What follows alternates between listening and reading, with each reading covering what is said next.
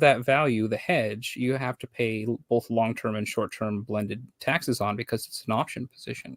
Right. But it isn't. But then the counterpoint to that, wouldn't you be still at the massive risk of an individual stock selection? So let's say you're on TSLY and you're doing this, and it doesn't crash on the ex-dividend day, but it crashes on another day, like another business event occurs.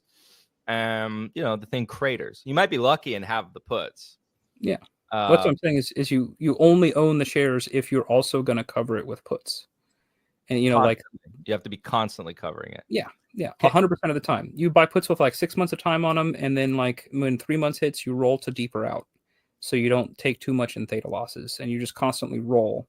And every time you roll, it costs money. But the amount, the last couple times I looked this up a few months ago, the cost of constantly rolling these puts was about half of the value of the distributions. And that's been the single most attractive thing about TSLY to me. It's not the cash flow. It's the fact that the cash flow is bigger than the cost of hedging. Look at this Chavez loving boy over here. We actually have a Make-A-Wish, everybody. We have the Cash Flow Kings recently passed 600 subscribers. So we have a Make-A-Wish. It's a Make-A-Wish kid. He wanted to come on. It's his last days. He got a new haircut, so he's on. Well, now that he's on here, he has to answer some questions like, what did he think about the most recent High Tide earnings report? Yeah. Yeah, what'd you think? I don't listen to Shitco earning reports, so I don't know. Unless I'm sorry. Come down.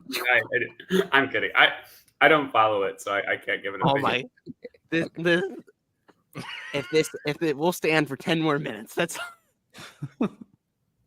Fiscal. We made it to lead the weekly recap. I'm cutting chromosomes right now. Let's see. High Tide. How was the last earnings report? You guys already covered that, I'm sure. It's pretty good. It was pretty good, but the share price went down anyways, as usual. Yeah. So something was not good. No, it was good. The content of the report, the numbers that I read, attractive, quality. This happens every time. The share price went down. It doesn't. This is the stock market. Things don't have to make sense. Then why do you buy it?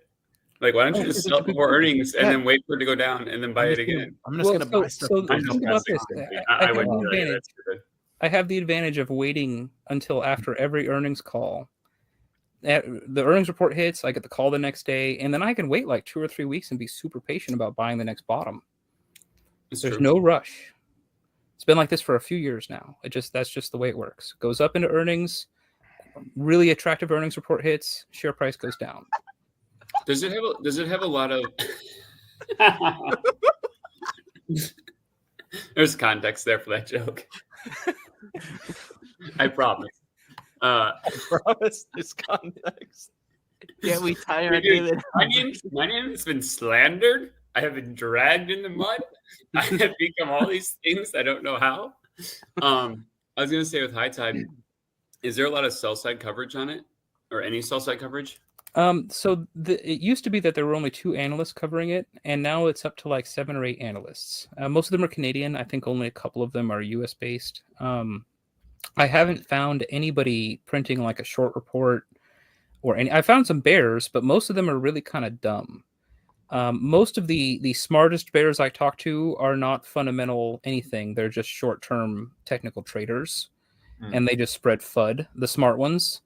Most of the ones that try to like spread fundamental slander, they just end up sounding really stupid, like single-digit IQ dumb. Like they say things that don't make sense, like the company's not going to be able to pay off their debt, and I'm all like, but they're cash flow positive, and Well, they don't have a really high short interest, so I don't think that's like what's pushing it down necessarily. I don't know what it would be. Yeah. I don't know if there's like someone that holds a lot of it, but so if you know it's going to go up into earnings, you can just buy like a month beforehand and then sell into like the day of earnings and the day before and stuff like that. And that produces selling pressure. And I also think we're missing a big point. It's that how much of this stock float is owned by retail investors? Like 80% or 75% or something. A huge. Oh man, you're asking for volatility, basically. Yeah. If that's the case, you're asking for volatility. Because then, whoever's watching right now,